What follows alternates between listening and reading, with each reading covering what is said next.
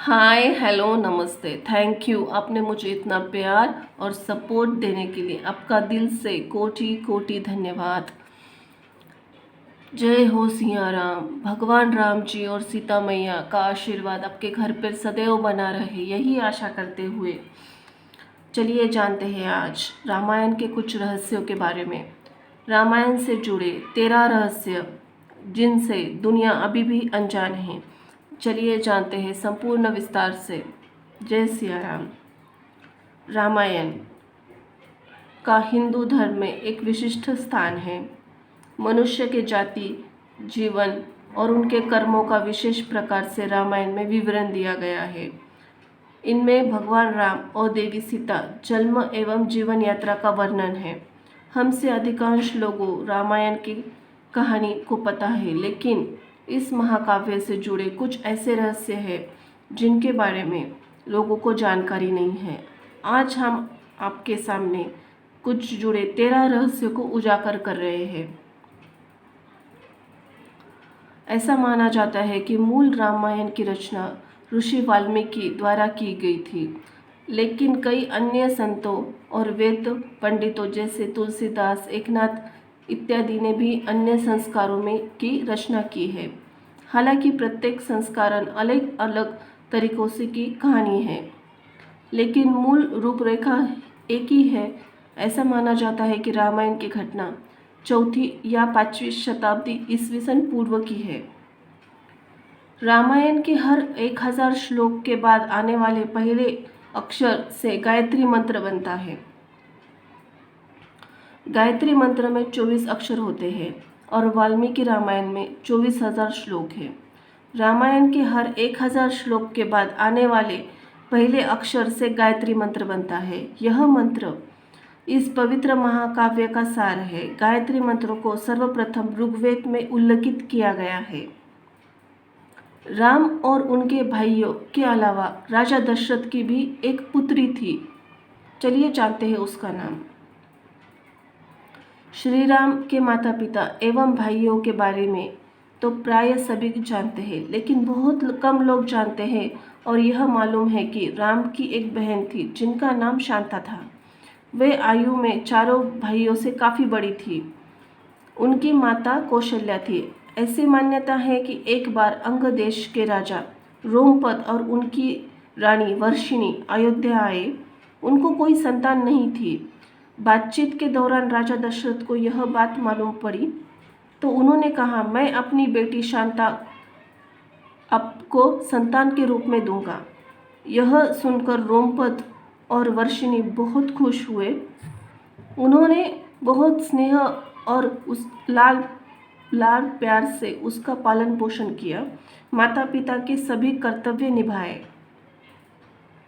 एक दिन राजा रोमपद ने अपनी पुत्री से बातें कर रहे थे। उसी समय द्वार पर एक ब्राह्मण आए और उन्होंने राजा से प्रार्थना की। वर्षा के दिनों में वे खेतों की जुताई में राज दरबार की ओर से कुछ मदद प्रदान करें। राजा को यह सुनाई नहीं दिया और वो पुत्री से बातचीत कर रहे थे। द्वार पर आए नागरिक की याचना न सुनने से ब्राह्मण को दुख हुआ और वह राजा रोमपद का राज्य छोड़कर चले गए। वह ब्राह्मण इंद्र भक्त थे। अपने भक्त की ऐसी अनदेखी पर इंद्रदेव राजा रोमपद से बहुत क्रोधित हुए और उन्होंने उनके राज्य में वर्षा नहीं होने दी। इससे खेती फसलों मुरझाने लगे। इस संकट की घड़ी में राजा रोमपद ऋष्यशृंग ऋषि के पास गए। उनसे उपाय पूछा। ऋषि ने बताया कि वे इंद्रदेव को प्रसन्न करने के लिए यज्ञ करें। ऋषि ने यज्ञ किया और खेत खलिहान पानी से भर गए। इसके बाद ऋष्यशृंग ऋषि का विवाह शांता से हो गया और वे सुखपूर्वक रहने लगे। बाद में ऋष्यशृंग ने ही दशरथ की पुत्र की कामना के लिए पुत्र कामेष्टि यज्ञ करवाया था। जिस स्थान पर उन्होंने यह यज्ञ करवाया था वह अयोध्या से लगभग 39 किलोमीटर की पूर्व में था। वह आज भी उनका आश्रम है तथा उनकी पत्नी की समाधि भी है। राम विष्णु जी के अवतार है, लेकिन उनके अन्य भाई किसके अवतार थे? राम को भगवान विष्णु जी का अवतार माना गया था, लेकिन आपको पता है उनके अन्य भाई किसके अवतार थे? लक्ष्मण को शेषनाग का अवतार माना जाता है, जो क्षीरसागर में भगवान विष्णु का आसन है, जबकि भरत, शत्रुघ्न और क्रमशः भगवान विष्णु द्वारा हाथों में धारण किए गए सुदर्शन चक्र और शंख शैल का अवतार माना जाता है। सीता स्वयंवर में प्रतियुक्त भगवान शिव के धनुष्य का नाम। हम से अधिकांश लोगों को पता है कि राम का सीता से विवाह एक स्वयंवर के माध्यम से हुआ था। उस स्वयंवर के लिए भगवान शिव के धनुष्य का इस्तेमाल किया गया था, जिस पर सभी राजकुमारों का प्रतिच्छय चढ़ना था।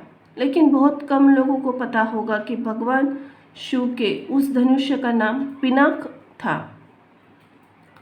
लक्ष्मण को गुदाकेश के नाम से जाना जाता है। ऐसा माना जाता है कि वनवास के 14 वर्षों के दौरान अपने भाई और भाभी की रक्षा करने के उद्देश्य लक्ष्मण कभी सोते नहीं थे। इसी के कारण उन्हें गुदाकेश के नाम से भी जाना जाता है। वनवास की पहली रात को जब राम और सीता सो रहे थे, तो निद्रा देवी लक्ष्मण के सामने प्रकट हुई। उस समय लक्ष्मण ने निद्रा देवी से अनुरोध किया कि उन्हें ऐसा वरदान दे कि वनवास के 14 वर्षों के दौरान उन्हें नींद न आए और वह अपने प्रिय भाई और भाभी की रक्षा कर सके। इसी बात निद्रा देवी ने इसी बात प्रसन्न होकर बोली, अगर कोई तुम्हारे बदले 14 वर्ष तक सोए तो यह वरदान तुम्हें प्राप्त हो सकता है। इसके बाद लक्ष्मण की सलाह पर निद्रा देवी लक्ष्मण की पत्नी और सीता की बहन उर्मिला के पास पहुंची। उर्मिला ने लक्ष्मण के बदले सोना स्वीकार कर लिया और पूरे 14 वर्ष तक वो सोती रही। उस जंगल का नाम जहाँ राम, लक्ष्मण और सीता वनवास के दौरान रुके थे। रामायण महाकाव्य की कहानी के बारे में हम सब जानते हैं। राम, सीता, लक्ष्मण के साथ 14 वर्षों के लिए वनवास गए थे और राक्षसों के राजा रावण को हराकर वापस अपने राज्य लौटे थे। हम में से अधिकांश लोगों को पता है कि राम, लक्ष्मण और सीता ने कई सालों में वन में बिताए गए थे, लेकिन कुछ ही लोगों को उस वन का नाम की जानकारी होगी। उस वन का नाम दंडकारण्य था, जिसमें राम, लक्ष्मण और सीता ने अपना वनवास बिताया था। यह वन लगभग 35,600 वर्ग मील में फैला हुआ था, जिसमें वर्तमान में छत्तीसगढ़, उड़ीसा, महाराष्ट्र और आंध्र प्रदेश के कुछ हिस्से शामिल थे। उस समय यह वन सबसे भयंकर राक्षसों का घर माना जाता था, इसीलिए इसका नाम दंडकारण्य था, जहाँ दंडक का अर्थ सजा देना और अरण्य का अर्थ वन है। लक्ष्मण रेखा का वर्णन वाल्मीकि रामायण में नहीं है। पूरे रामायण के कहानी में सबसे पेचीदा प्रकरण लक्ष्मण रेखा है, जिसके वन में अपने झोपड़ी के चारों ओर लक्ष्मण रेखा खींचते हैं। जब सीता के अनुरोध पर राम को हिरण पकड़ने और मारने की कोशिश करते हैं, तो वह हरिण राक्षस मारीच का रूप ले लेता है। मरने के समय मरीच राम की आवाज़ में लक्ष्मण और सीता के लिए रोता है। यह सुनकर सीता लक्ष्मण से आग्रह करती है कि वह अपने भाई की मदद करने के लिए जाए, क्योंकि ऐसा प्रतीत होता है उसके भाई मुसीबत में फंस गए हैं। पहले तो लक्ष्मण सीता को अकेले जंगल में छोड़ जाने के लिए राजी नहीं हुए, लेकिन बार बार सीता द्वारा अनुरोध करने पर वो तैयार हो गए। इसके बाद लक्ष्मण ने झोपड़ी के चारों ओर एक रेखा खींची और वह सीता जी से अनुरोध किया कि वह रेखा के अंदर ही रहे। कोई भारी व्यक्ति इसको पार करेगा तो वो जलकर भस्म हो जाएगा। इसी प्रकरण के संदर्भ में तथ्य इस कहानी को वर्णन वाल्मीकि रामायण में है, ना ही रामचरितमानस में है। लेकिन रामचरितमानस के लंका कांड में इसकी बात है। इसका उल्लेख राम की पत्नी मंदोदरी के द्वारा किया गया था।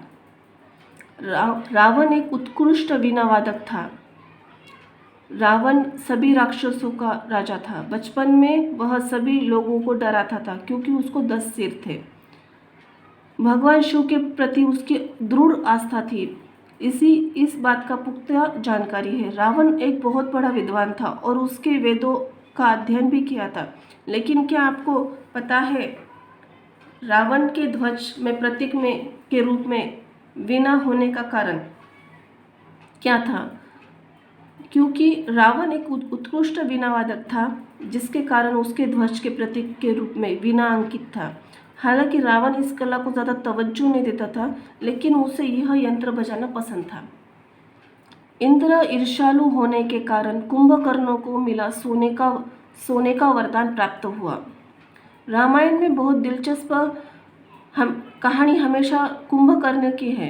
कुंभकर्ण रावण का छोटा भाई था, जिसका शरीर बहुत ही विकराल था। इसके अलावा वह एक पेटू यानी कि बहुत खाने वाला था।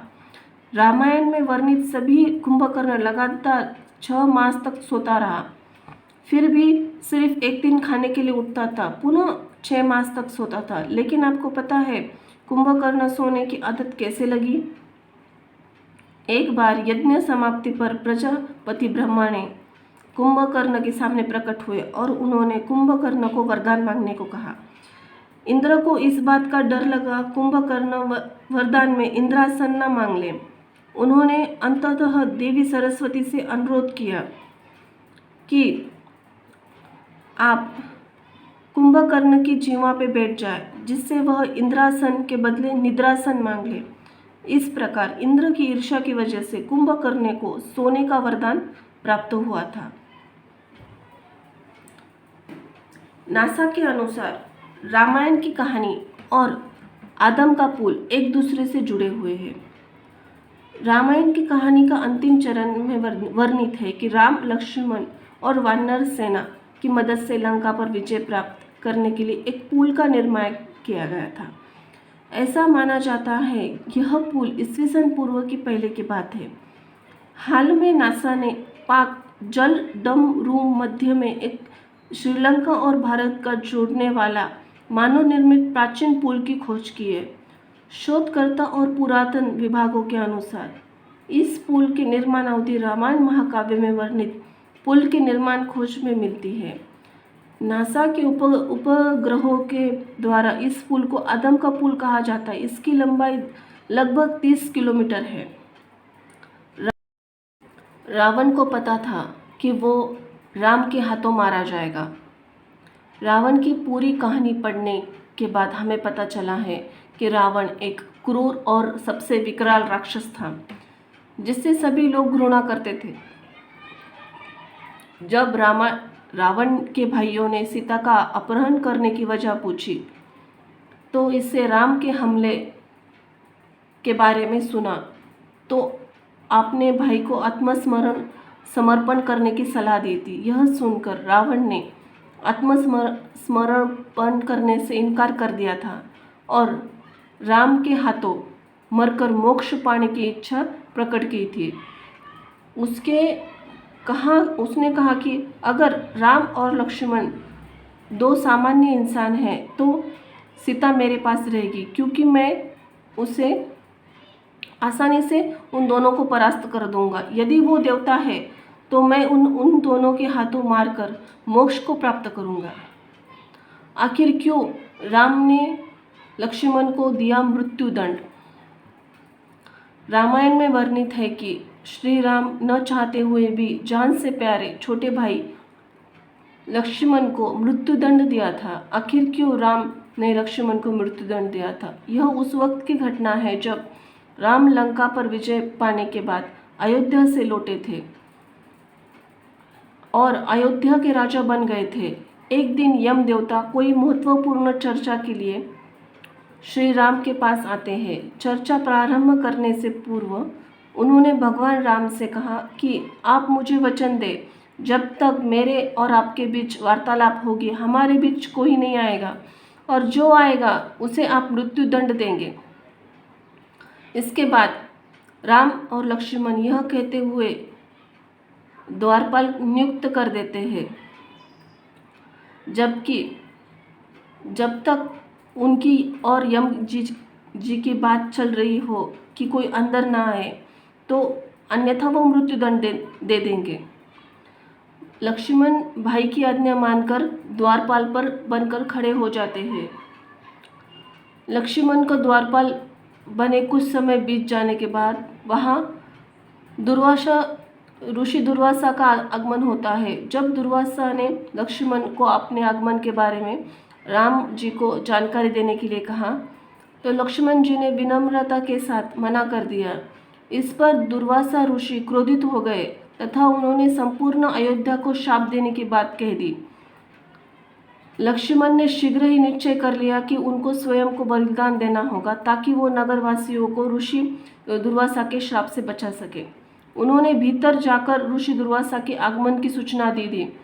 अब श्री राम जी की दुविधा में पड़ गए, क्योंकि उन्होंने अपने वचन के अनुसार लक्ष्मण को मृत्युदंड देना था।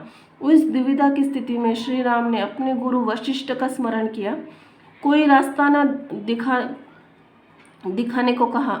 गुरु ने कहा कि अपनी किसी प्रिय वस्तु का त्याग उसकी मृत्यु के समान है, अंततः तुम अपने वचन का पालन करने के लिए लक्ष्मण को त्याग दो। लेकिन जैसे ही लक्ष्मण ने यह सुना तो उन्होंने राम से कहा कि आप भूल कर भी मेरा त्याग नहीं करना। आपसे दूर रहने की तो यह अच्छा है कि मैं आपके वचन का पालन करते हुए मृत्यु को गले लगा लूं। ऐसा कहकर लक्ष्मण जी ने जल समाधि ले ली। राम ने सरयू नदी में डुबकी लगाकर पृथ्वी लोक का परित्याग कर दिया था। ऐसा माना जाता है जब सीता जी ने पृथ्वी के अंदर समाहित होकर अपने शरीर को परित्याग कर दिया, तो उसके बाद राम जी ने सरयू नदी में जल समाधि लेकर पृथ्वी लोक का त्याग किया था। यही है भगवान राम जी के कुछ अनसुए और जानकारी और कुछ अनसुए तथ्य और रहस्य। आपको भी कोई जानकारी मिले तो ज़रूर मुझे कमेंट सेक्शन में बताइए। धन्यवाद। जय सिया राम।